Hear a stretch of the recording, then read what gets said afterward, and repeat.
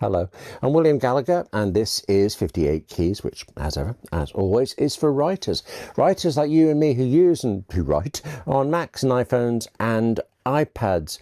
Although, actually, this time, this could be really quick. The big news this week, well, I felt it was big for me because I've been kind of waiting for it, is that Apple has announced the Apple Creator Studio bundle. You're a writer. You're a creator. It's got creator in the name. Let's play our game. Except the short thing here, the really short thing here, is that for writers, Apple Creator Studio is not worth it. There's a reason it may be worth it later, or even necessary later. But right now, if you solely write on Macs and iPad, Apple Creator Studio is not for you. So we're done here. Except there are some small, nice bits in it for us right now. And there are concerns for the future. And then there's also this. Apple Creator Studio is a really, really good collection of truly superb apps. If you also illustrate or do any audio work, certainly any video work, the Apple Creator Studio could actually be great. Except then we get into the pricing of it, which is amazingly messy. So, yeah, short version, writer, nah. Anything else? And I think I'm already sounding negative, actually, apart from the bit that wasn't very negative. But you're taking negative stuff out of context. I am actually a bit negative because I am concerned about the price and what you already have, what you haven't got. So specifically the price when you already have some of the apps or many of the apps, which is quite possible. Otherwise, I think Apple Creator Studio, it really is superb and it's worth us having a talk about. Just back to you and me being writers for a second, because I think there's a curious thing here as a writing thing. Is this a teachable moment for me? If I were a character that you were writing, then right now you would be easily able to have me either be very negative or very positive about Apple Creator Studio, one or the other. And I'm not going to see that before. I like one thing about writers is we can hold conflicting thoughts in our heads. We can do it for our character, do it for ourselves. But this is a case of you make one decision, positive or negative, and you shape the whole tone of this piece. And really because of that, who wants to be negative for ages? I'm going to choose to go with the positive, even though I will tell you the main negatives in a moment. And actually one of them does apply to the very little in Creator Studio that is specifically for us and our writing, which is this. Inside Apple Creator Studio, there is Apple's Pages word processor, also its Numbers spreadsheet and its Keynote presentation software. All three, no, wait, hang on, there's also Freeform. I keep forgetting Freeform. Probably all four, right, are superb, but I know that the three, well, I think of the main ones, they are definitely great. I mean, no exaggeration. You might find issues with any of them, little oddities that it would be very nice if Apple would sort out. Sometimes such as the way Pages has weird limits and issues with footnotes and endnotes. But overall, those apps, exceptional. They are world-class Mac and iPad apps, most definitely including Pages for writers. Only, I said they're in the bundle, but they have been free for years on the Mac and on the iPad and actually on the iPhone too. And the confusing thing is they still are. Once this bundle launches, there will be a Pages that you pay a subscription to use and a Pages that you do not. In fact, that you do not pay anything for at all. And Numbers and Keynote and the other one. Apple says that the difference is that the versions in the bundle come with more features. Right now, that seems to be more templates in Pages, more AI stuff such as making formulas easier in some way in Numbers, and automatically turning an outline into a presentation in Keynote, that kind of thing. And I believe actually templates were invented back when we all had to print everything out, and now the only thing I'm ever interested in is the text. I do have various blank invoice templates. Different clients wanted different things, so rather than repeat it every time, I make my own. None of this, it seems to me, seems deal-breaking. I mean, it could be good, could be fun. None of it seems especially noticeable. But there is also a content hub This appears to be a bit like a Pixabay or Adobe stock library. It has royalty-free images and possibly other things that you can use in your presentations, or I suppose your pages, templates, if you can find any reason to. I think Content Hub is going to be more useful for the other apps, for users of the other apps in this bundle, but it will be available to all of the apps. And so not available to the versions of Pages, Numbers and Keynote and the other one that are outside the bundle. According to Apple, you can have both. You can have 2 different copies of Pages on your Mac and on your iPad, and that's not ever going to be confusing at all. I said that the bundle isn't worth it for writers right now, but that it could always become so. Well, it could always become so in future if Apple adds more apps. I can't think what, but it could be. It could also become so in future if Apple discontinues the free version of Pages and the rest. Then based on the other apps in this bundle, I think there's an extremely high chance that we're going to see features in the bundle versions that either never come to the free ones, or at least take a long time. I'm kind of more okay with that, actually, than that sounds, because, well, all of this is about features that make using these apps better or easier for us. It helps us create things. The end results that our readers, our audience gets, that can be the same, even if it happens to mean that you and I have to take a bit longer to do it, or things are somehow more awkward. Of course, not great, but end result is what counts. I think he's maintaining 2 versions of an app. It doesn't sound tenable to me. At some point, I strongly suspect that Pages and the rest will cease to be free, and it'll only be the bundle. Well, actually, I'm mostly okay with that too, because these are genuinely superb apps, and the fact that they are free means they get overlooked, disregarded, even dissed completely unfairly, to my mind. Plus, there are those oddities that I mentioned, and there are these times when Apple seems to go a bit cold on updating Pages and the rest. If Pages and the rest become a revenue stream, if the Pages team gets some cash, surely things will get better for it, things will upgrade.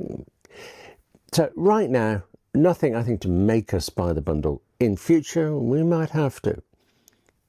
In a distance, it's years away. Little extra features for writers, though. They are the smallest of iceberg tips in this bundle.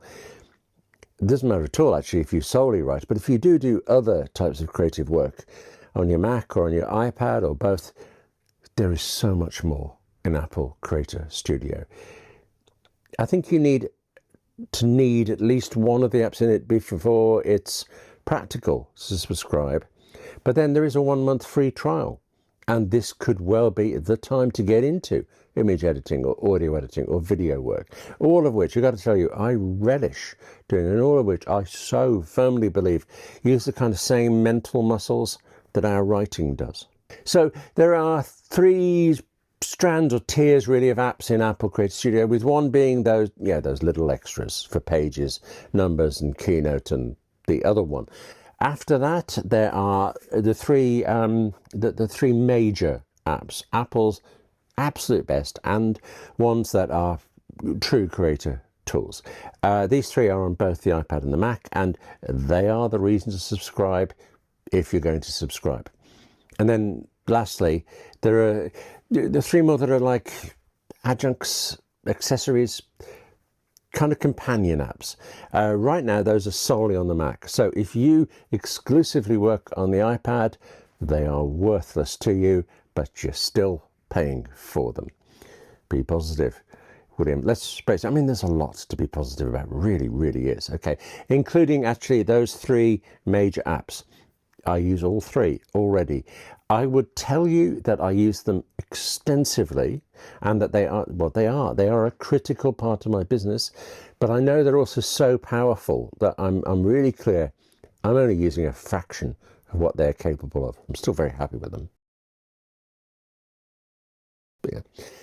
So there's Final Cut Pro, the video editor that I adore, actually. There are alternatives, of course, including free ones. But I can't see you ever pulling me away from Final Cut Pro. It is just so very good. Then there's Logic Pro, an audio editor. Really a DAW, a digital audio workstation. I just use this for work on podcasts and actually sometimes for fun, taking apart music to hear the different instruments isolated, which actually is an incredible thing you could do. Other people, though, use Logic Pro for mastering albums. Again, there are others. In fact, in this case, I think the key one is Pro Tools by Avid. I don't think there's an iPad version of Pro Tools, but otherwise it and Logic Pro are right up there for the most intense kind of audio production you can conceive of. And then my little piddling about podcasts. And then there's this, the third major app in Apple Creator Studio, and the only one that is really in any way new.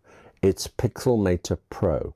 Now, that has been a practically beloved image editing app on the Mac for years, who knows how long. But what's new is that a version has come to the iPad. I mean, seriously, this app, it's a reason people will subscribe to Apple Creator Studio. Even me, actually, I do article illustrations, website images.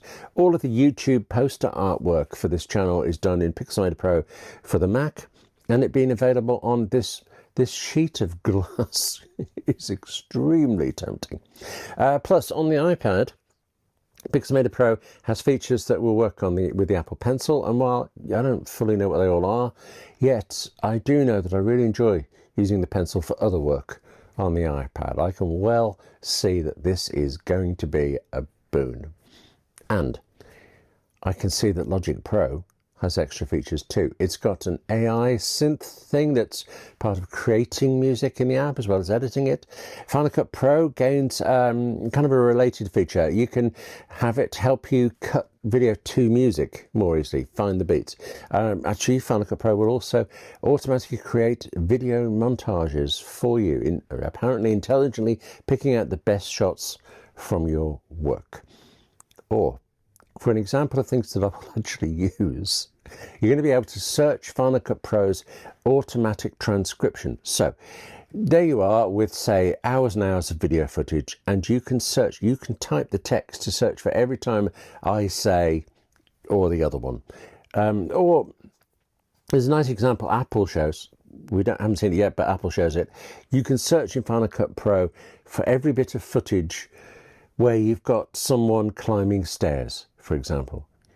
That's remarkable. I think so much of this is remarkable, and they are remarkable features on top of apps that are already exceptional. I don't believe that I'm capable of saying this with enough emphasis, and yet I'm going to keep trying. I love working in Final Cut Pro, Logic Pro, and Pixelmator Pro. I do not love working in the last tier of apps, the one that I think of as accessories. Well, actually, I enjoy one of them. There's one called Motion. It's a video generator app that I use to make the swipey things. There's one coming up in a minute, you'll see. Although, actually, to be frank, since it's you, Motion bewilders me. Okay, that app.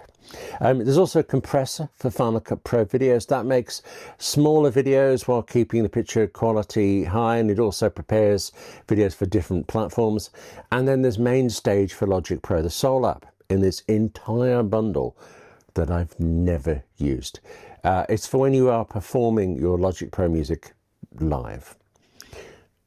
I'm not clear yet whether any of these three accessory apps are getting any new features in the bundle, but I am clear that all three of these accessories, they are solely on the Mac, not on the iPad.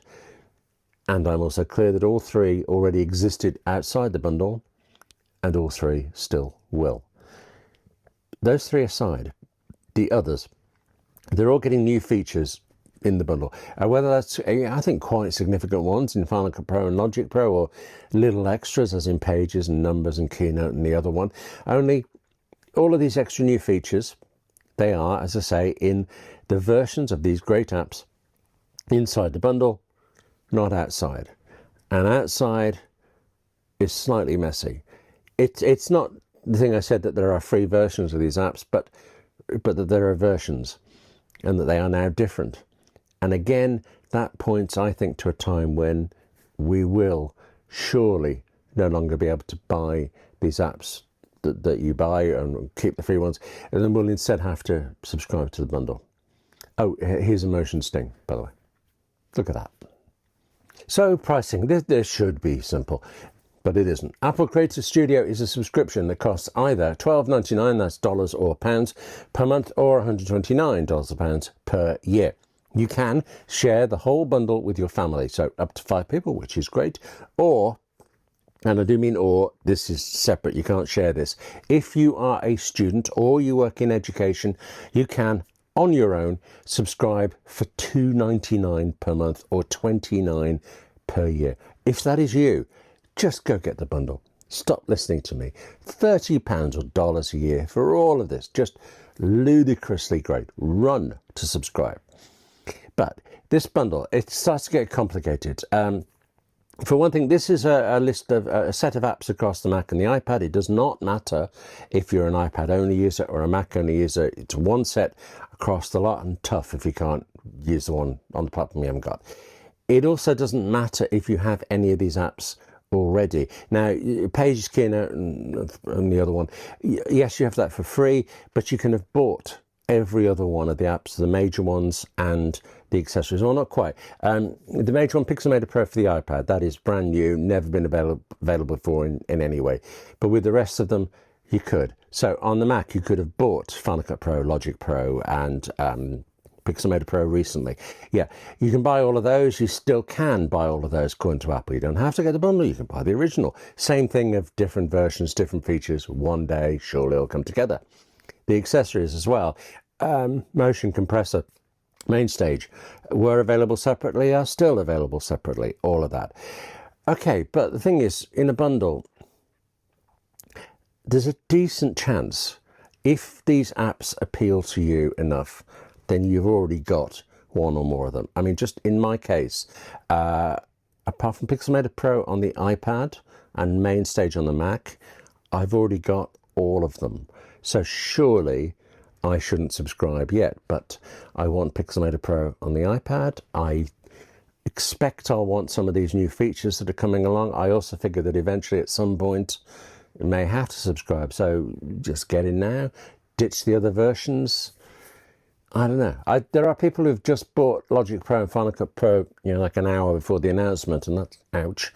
I got mine 5, 6, 7 years ago. I think I've had my worth out of them, but they're still working. They're going to carry on working. I have to decide, you have to decide, is what's in the bundle that you haven't already got worth it? And in my case, it comes down to Pixelmator Pro and some extras and that content hub. It could be. I am very tempted. That's how good Pixelmator Pro is. At some point, I think Bubba just accept the fact that this is where it's going, and if you've had a lot of use out of the apps before, they're worth this money. They are. They are so good for it. But you have to go through the bundle. You have to work out what you've already got.